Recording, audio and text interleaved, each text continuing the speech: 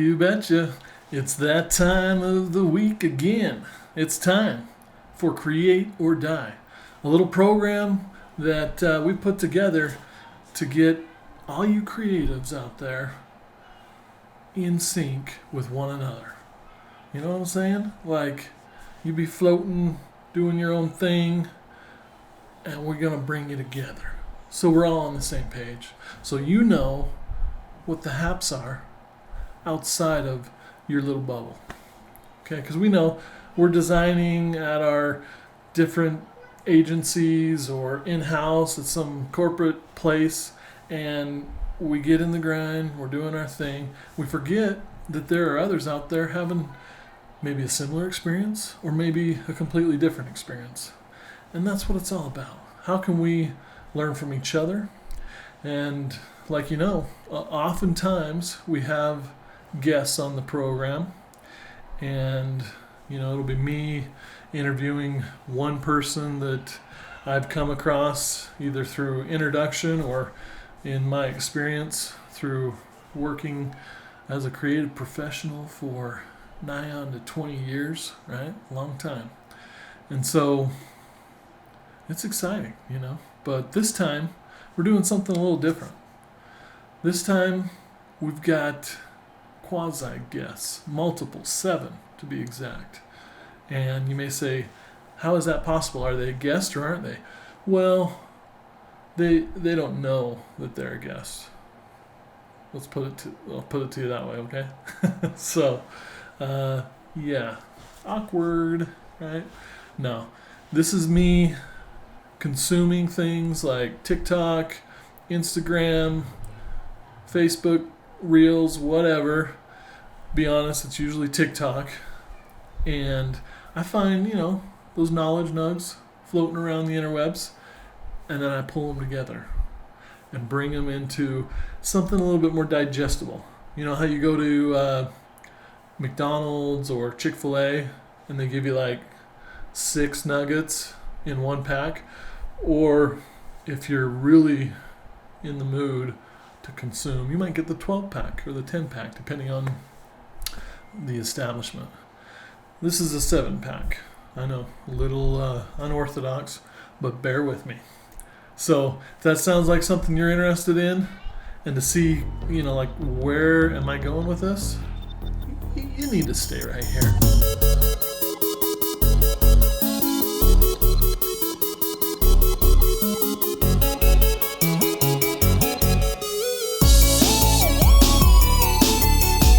Welcome back.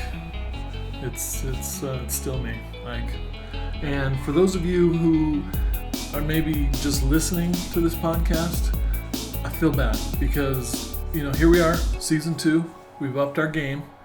We've got a better camera. We've got better lighting. And you're not enjoying all of that visual candy, if you will. So what I'm going to do is what I call, like, you know, a little public service, if you will. Okay, for those of you who are just listening, I want you to close your eyes, okay, as I paint a picture for you. Imagine this. It's a dark room, except for a splash of orange on the back wall behind a heavy-set yet strangely attractive man with heavy dark rim glasses. He is wearing a black hoodie that hides some of his imperfections.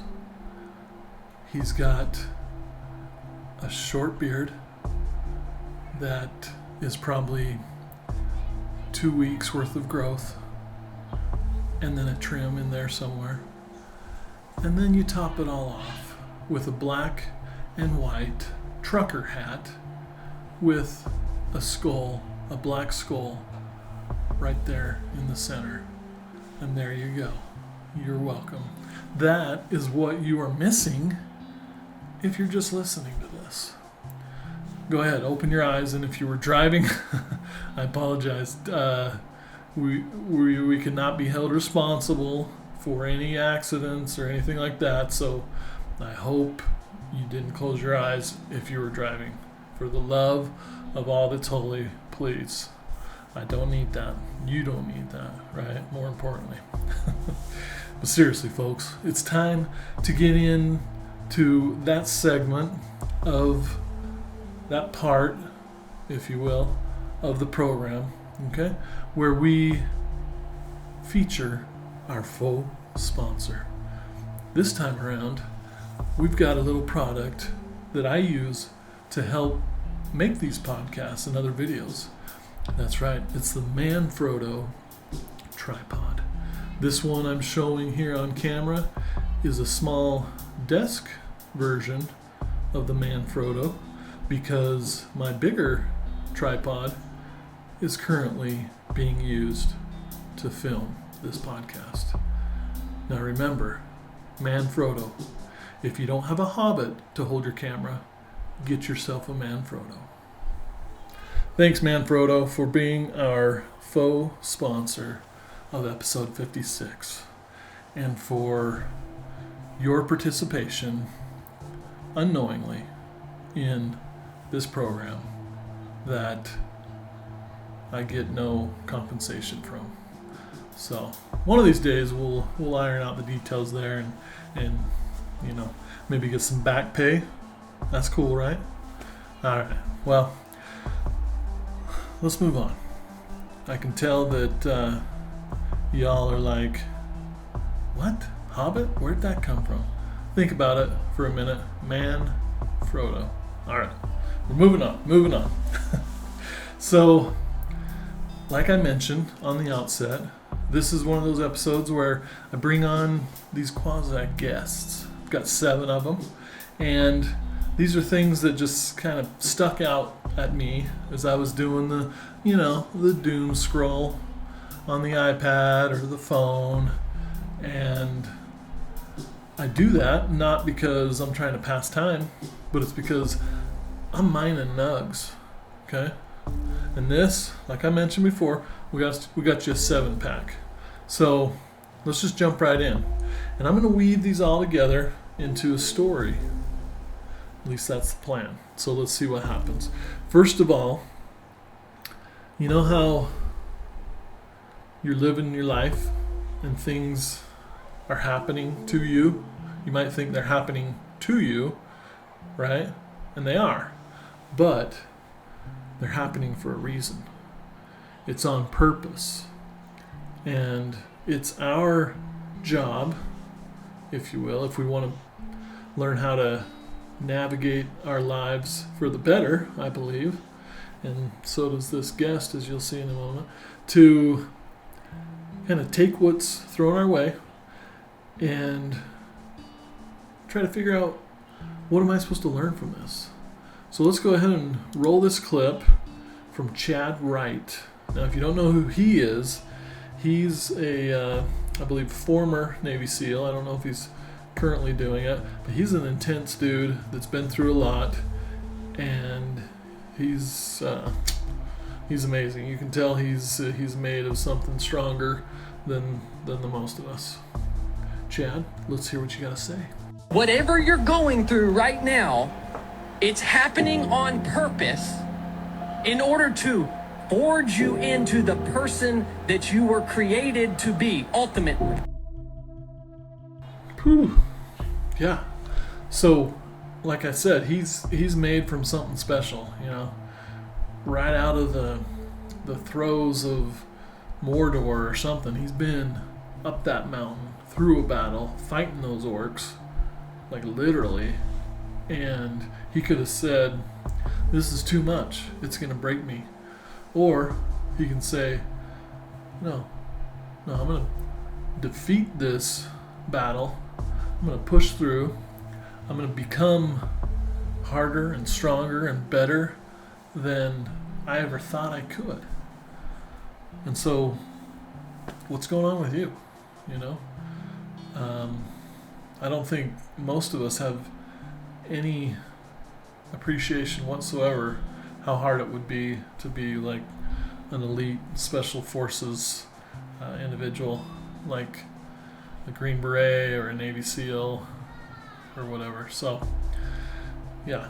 So let's take that into perspective. And that doesn't mean, that's not like I'm trying to lessen what y'all are going through. Because I know that there are people out there that have been through harder things than me. And I may have been through some harder things than you. I don't know. We're all given different challenges. And what are we going to learn from that? How are we going to say, you know, this is hard. I don't want to do this. It's painful. You know, I think I may have mentioned in the past I struggle with arthritis, gout, and constantly looking for different ways to manage it. And for the first time ever, I've got it in my finger, my pointer finger. It's like I can't bend it past a certain point. Painful. And it's frustrating because I need my finger for drawing and typing on the computer, pressing of the mouse, running my fingers through my wife's hair. I need it, and so it's a problem. But you know what?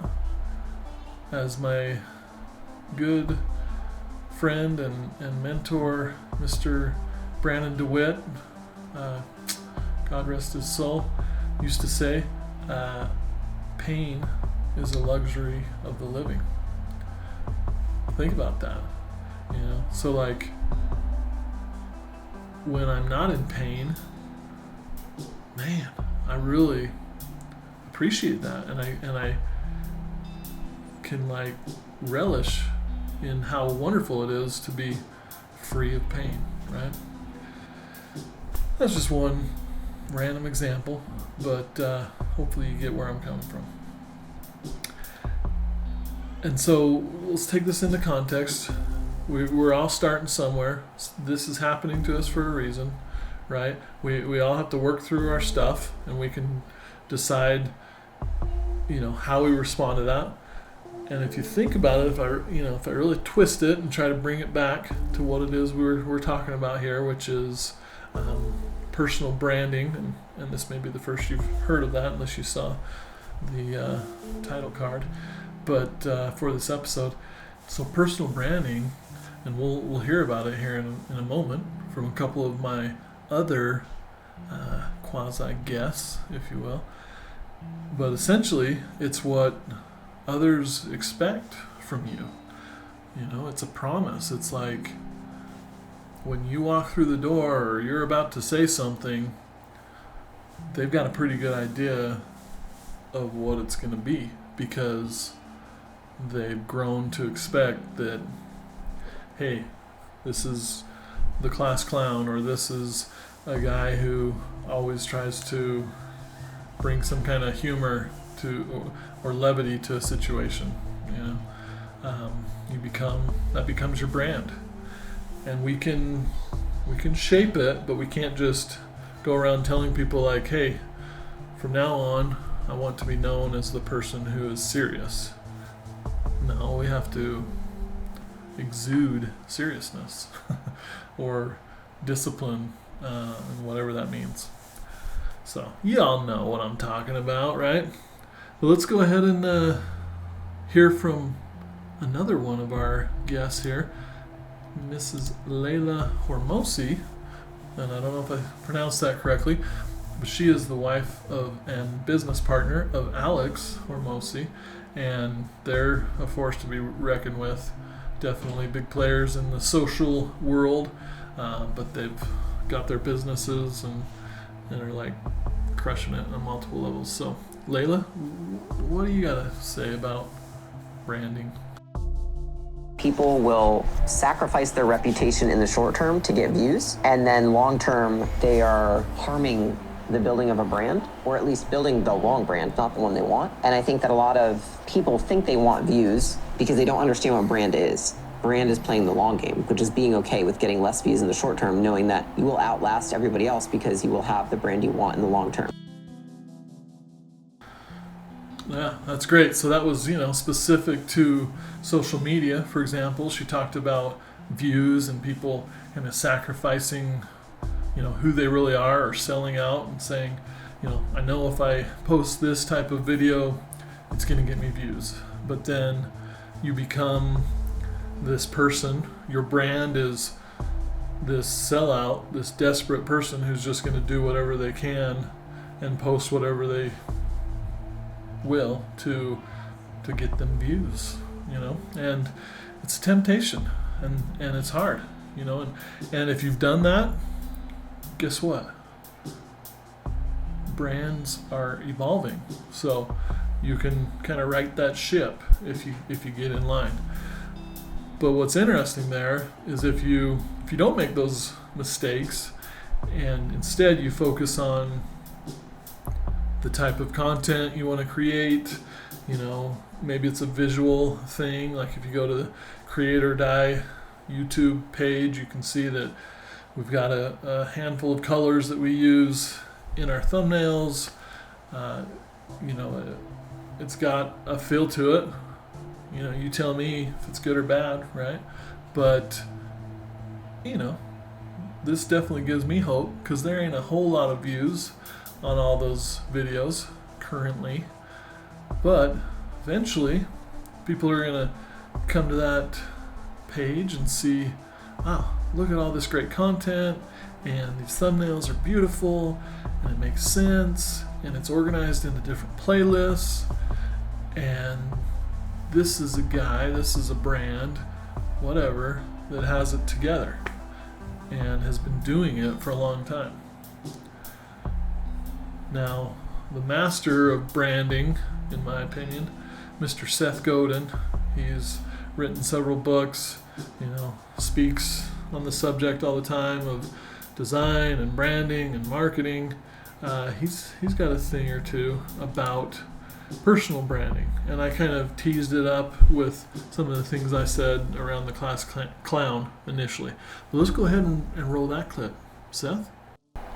Everybody has a chance, or probably does have a brand. A brand is not a logo, and a brand does not mean you are a company. A brand is a shorthand. It is what we expect when we hire you, what we expect when you walk into the room, what we expect when we see your name on the credits. And so if it's a Spike Jonze movie or a Spike Lee movie, these people have brands because their work rhymes with itself. They stand for something. I love that. Their work rhymes with itself. Now, I can see that in that example. Spike Lee, Spike Jonze, you watch one of their movies, they've got a certain feel. It rhymes with itself. And that's something that, I'll be honest, I struggle with a little bit. I've talked about it on the program before, being, someone who suffers from self-diagnosed creative ADD, where, it's like squirrel. I like to do this type of design work. I like to do that type. I like to be somewhat of a chameleon when it comes to, mimicking other styles if needed, which has served me well in the world of agency work, especially in a small boutique place where, you got to wear multiple hats, or work with multiple different brands, and they're coming to you for a solution.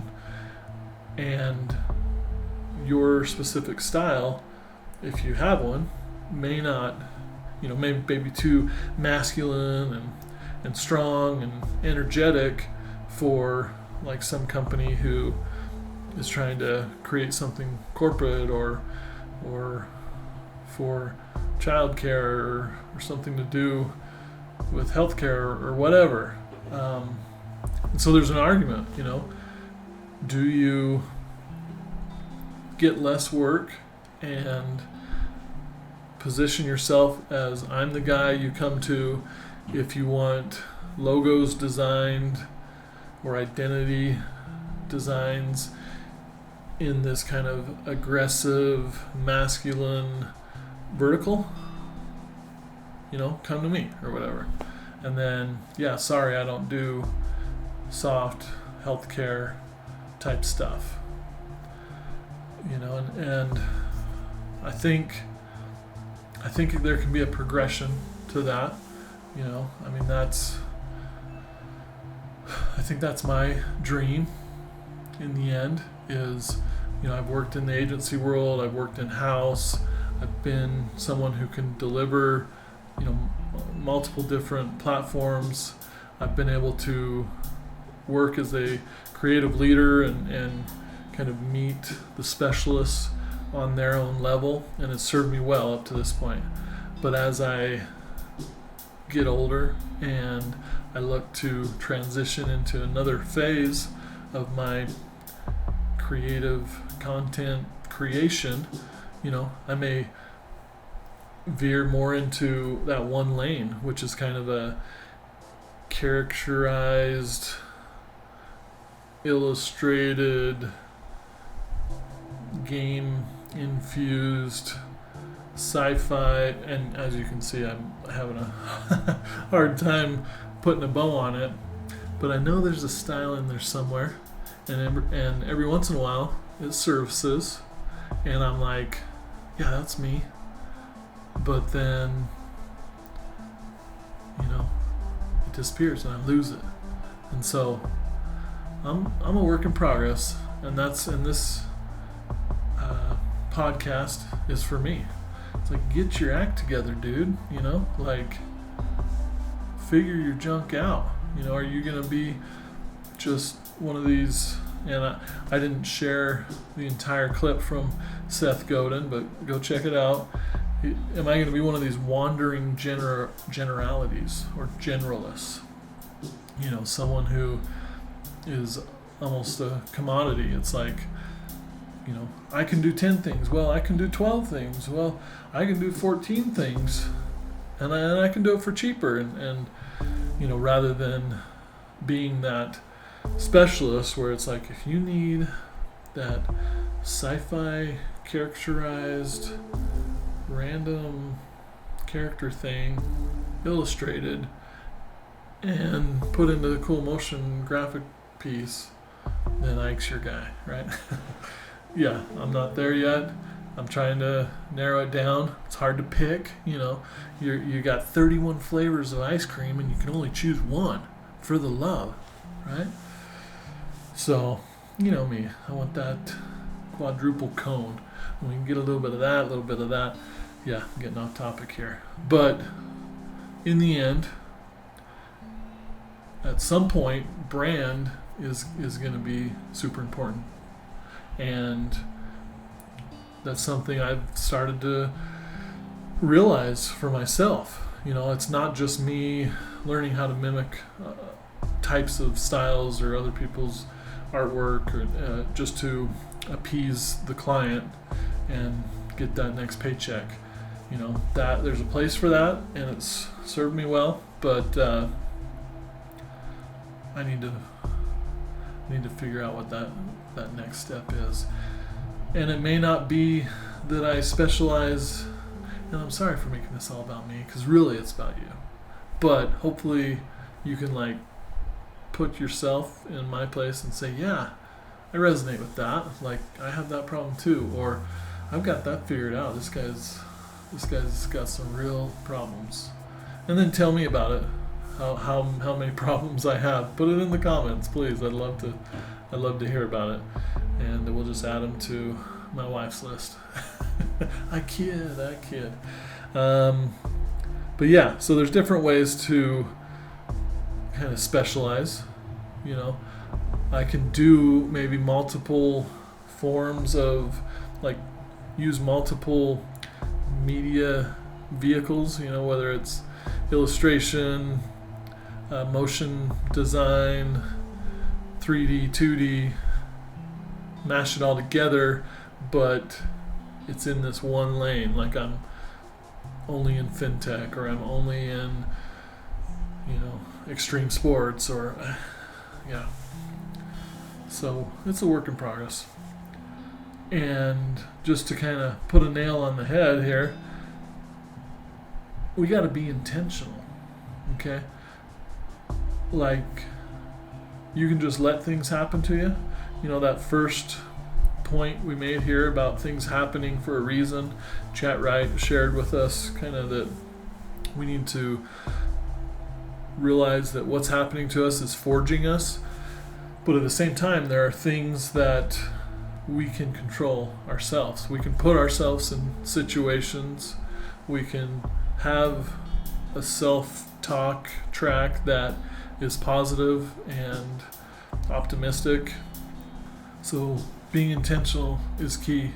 And let's go ahead and roll that next clip from Mrs. Mel Robbins. Okay, and she is a podcaster, author, all the things.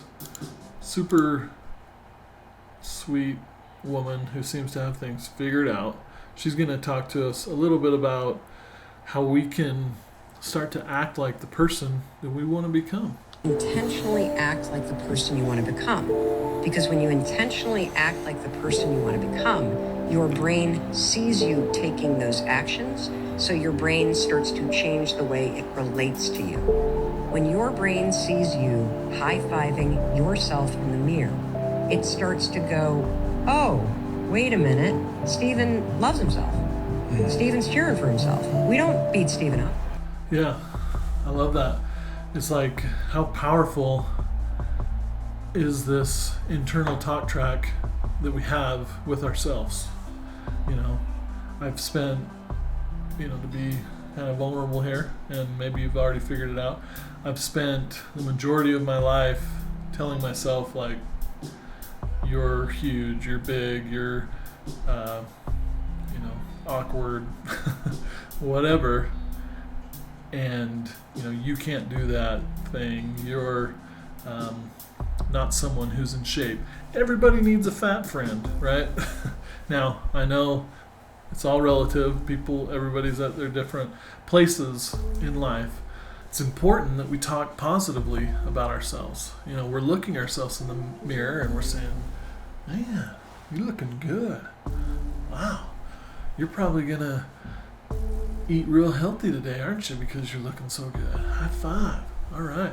And guess what? Instead of sitting on your butt all day, you're probably going to go for a walk at lunch or on a break. Use the stairs maybe, because you're that type of health conscious kind of guy, right? So, yeah. Or you're someone who isn't getting old. You're someone who's got more energy than you did 10 years ago. And then just will this gout right out of my freaking body, right? So I love that. And to build on that, Mr. Rob Dyrdek, former pro skater, has a little something to say on that subject. So let's roll that clip. The more clear and definitive that you can be about what you want to learn and what you want to evolve into in any aspect of your life, you must be highly, highly intentional about defining it and then guide that evolution towards a higher level, more effortless level, and ultimately your personal mastery in that is really what you're trying to hunt down. Because that's what it's about. You just want to be the best of you on an ongoing basis for as much as you can. Yeah, preach, Rob, preach. Seriously. I love that. That's just like, be intentional with what you're consuming. I mean, you've chosen to tune into the Create or Die podcast, right? And hopefully that's because you're looking to get in touch with your creative side and be productive with your time. Make that time, not just let time pass you by, right? With idleness. So, yeah. Love it. Thanks, Rob. And now, a man who needs no introductions. Seriously. My boy, Tony Robbins. What are you going to say about being intentional, my friend? Your life is not your life. The life you experience is the life you focus on. If you're focused on what's screwed up in your life, you have a screwed up life. If you focus on stuff that you're grateful for, you have an extraordinary life. What's wrong is always available. You can always find what's wrong. So is what's right. So it's a matter of focus. Because whatever you focus on, it'll be real to you, even if it's not real. one of my favorite clips of the day right there is, the life that you're living is what you're focusing on. So, you get into that place where, this may be a silly example, but where you're like, hey, I'm thinking of buying a Toyota Tacoma truck, and I just want that so bad, and I'm not going to be happy until I get it. And then every time you turn around, you're seeing another Toyota Tacoma driving by, and you're like, man, that guy, that gal, they got it figured out. What do they got that I don't have? And why does my stupid boss, not my real boss, just saying, this might be something that someone would say, why aren't they giving me that promotion or that raise that I deserve so I can get my Toyota Tacoma? You know what I'm saying? It can eat you up. And then you're like, the world's conspiring against me, or you're focused on the office politics and how this person probably made this move because they're trying to undermine you, and your life becomes petty and about what others do to you as opposed to what you do for yourself. So I know in my own life, and I'm not pretending to be the expert on this is just one dude's thoughts on these, quasi guess what they had to say. This is just my thoughts here. But I know when I've chosen to end my day, start my day with gratitude, and think about, I'm grateful that my gout is only in my fingers and I can walk really well. Or I'm grateful that, on this cold night, I have shelter over my head. Or I'm grateful for a job in this economy where things are rough out there. We're hearing about layoffs, it seems like once a week. And then next thing you know, you're holding your head up a little higher, you're walking into that job, and you're like, as long as I have this, I'm going to be grateful for it. And because I'm grateful, I'm going to dig a little deeper and think, what can I do to add value to this business, to work towards the mission if you're lucky enough to be working for a company that's mission driven. So it's all about focusing on the gratitude. And I'll tell you, I've heard on multiple occasions where those in authority, those higher ups, they're used to dealing with people whining and moaning about, hey, why did you do it this way, or why didn't you ask me, or it should be my turn, or when do I get my fair share?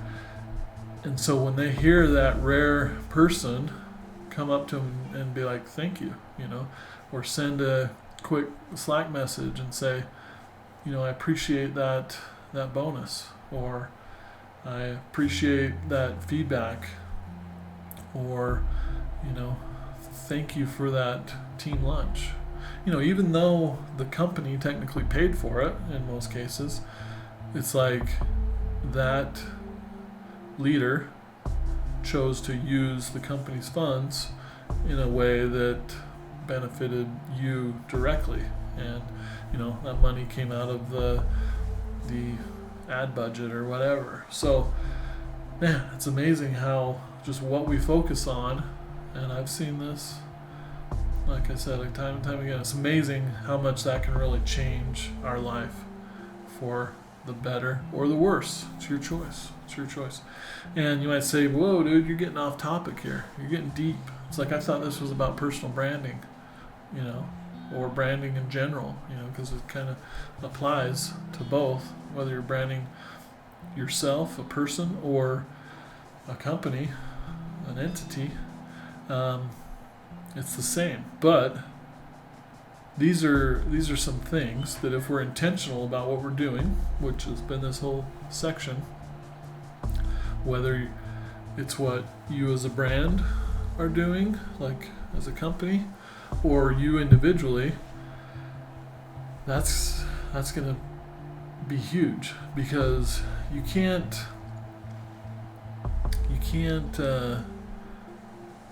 trick people. You can't pull the wool over an entire market's eyes, or an entire company, or the people that you interact with most closely, because you may be saying all the right things at first, you're on your best behavior, right? People are like, oh, he's a good guy and he genuinely cares or is positive or whatever. But then after they've been with you for a while, you let your guard down. Your down guard. I like that. That one time, and you say something super stupid, or you may be saying you're so grateful, but then the next thing you know, you're talking behind people's backs and throwing people under the bus. And we all make mistakes. It's not like we any of us can be perfect, but how much better is it if you're real? If you're like, yeah, I can do better on that, or you're right, I can take that criticism, or don't pretend to be preaching like. And this is the unfortunate thing about this one-way podcast, kind of me at the microphone scenario, because I got to do the talking for the all of us, for the you and the me and that other guy who listens to the podcast, right? It's like, I don't want no dead air, so I'm just talking, and it can sound like, wow, that guy's a pompous prick. He's just talking a lot and he thinks he knows what he's talking about, but I know because I work with him, and he doesn't know everything. He pretends to. So let me make it clear. I know without a doubt that I definitely do not know everything, and I am constantly learning. There was a time earlier in my creative journey, and I've probably talked about this in the past, where I thought that I needed to know everything, or I got to a certain place with Photoshop or different program, or even my ability to draw, like, hey, I can produce something, a photo, and produce it perfectly, so therefore I am a perfect artist, right? And so when it came to the idea of, hey, look at this art book or this design book for beginners or even intermediate people, it's like, no, man, I can't be looking at that. What are they going to teach me, the person who knows it all, right? And quickly realize that it doesn't matter where you are, someone does it differently. And they may be fresh out of high school, fresh out of college. It's their first job. They walk through the door, they share a little keyboard shortcut with you, or a tip on how to use a program, or how to think about, design principles or a certain layout, and it's just mind-blowing. And you're like, from the mouth of babes. That's amazing. Like, I've been saying like a lot, like a valley girl or something, like, seriously? So we'll try to fix that, shall we? But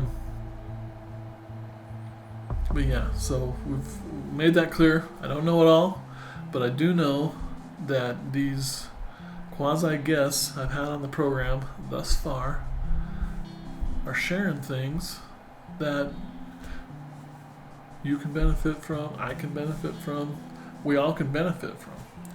And sometimes it feels like, oh, these people are making money by just talking or telling other people how to do things, or it can't really be that easy, or it can't really work, and this is all just fluff. You really don't have any control whatsoever over your brand or who you are as an individual. Just be true to yourself. don't be disingenuous, and that, all of that is good advice. But from this guy's humble opinion, I would say there's a difference between being genuine and being true to yourself and believing that you can be the best version of yourself. Okay? So, and that's something that my next guest, which I believe, if I've got my facts correct, is kind of the mentor to Tony Robbins, who we just had on the program, Mr. Jim Rohn. So let's hear what he's got to say. Something that, I think lines up pretty well with what we just talked about. Go ahead, Jim. I want you to ponder these 4 questions. Here's the first one, and that's why. Why pay the price? Why work this hard? Why go this far? Why try to learn this much? Why develop yourself to the full? Why try to become all that you can possibly become? Now, here's number 2. The first question to ponder when you go home is why. Here's another good answer to why. It's the second question. Why not? Why not see how much you can earn? Why not see how much you can learn? Why not see how many skills you can develop? Why not see what kind of person you can become? Why not see what kind of influence you can have? Now here's number 3. Why not you? You've got the brains. You can make decisions. You can study the plan. You can change your life. And now here's my last question. My very last question on the questions to ponder is why not now? There never was a better time. Love that. Why pay the price? And then why not? Why not you? Why not now? And I'll be the first to admit, that sounds like kind of charlatan speak, or sounds good, too good to be true. And it's not that easy, right? We just ask ourselves these questions. But, and I wish I had the clip at the ready, but Mr. Steve Jobs, there's a clip somewhere out there from the 90s or whatever, where he talked about, if you realize that all of these things in the world that we just accept as human beings as being the way things are, and I'm definitely paraphrasing here, once we realize that those were created, these processes, these rules, these tools, these ideas, these inventions, were created by people that are really no smarter than you. Once you realize that, you can change the world. And my man, Mr. Steve Jobs, changed the world. Sure, it took a team. He had people that were better than him, smarter than him, that he helped to assemble to create those things, and he can't be credited alone with the invention of the iPhone or the iPad or the iPod or the iMac. It was a team effort. But it ain't no coincidence that one man was in the mix of all those things. He's some kind of connector. He knows how to bring the right people together. He knows how to inspire people. He knows how to demand a certain level of excellence to arrive at those tools. And he had his failures, and he was too early with some things, but he was one who worked on himself intentionally, just like we talked about on this program. And so what are you going to do? What are you going to go and create? How are you going to better yourself, become that best version of yourself, and be genuinely you, so that people know what they're going to get with you, that your brand speaks for itself, that they know that you're someone who, when you commit to do something, by golly, it's going to get done. Or when you're hired to create that logo or that illustration, it's going to be all that it can be. You're going to get the most value out of that thing possible, because that person's brand, your brand, is excellence and uniqueness. Be uniquely you. And until next time, my friends, keep on creating. Create or die.